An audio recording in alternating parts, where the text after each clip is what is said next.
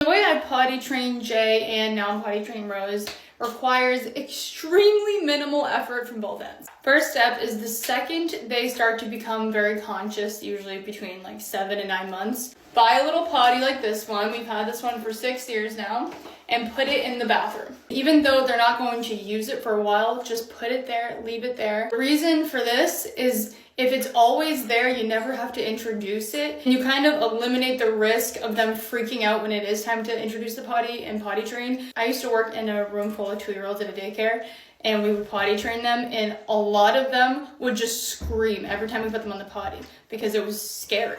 Over the next 2 years, subtly put things like this in their life. This is currently Rose's favorite book.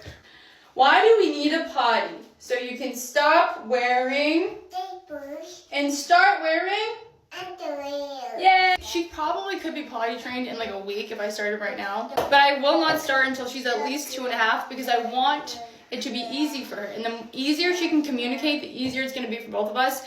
And another reason is she still wakes up with a wet diaper, which means I will probably have to put a diaper on her at night, which in my opinion defeats the purpose. If we are going to potty train, there's no more diapers. In my opinion, the longer you wait, the less training there really is. Jay was almost 3 and we just said, here's your underwear now. You're going potty. No pull-ups, none of that extra stuff.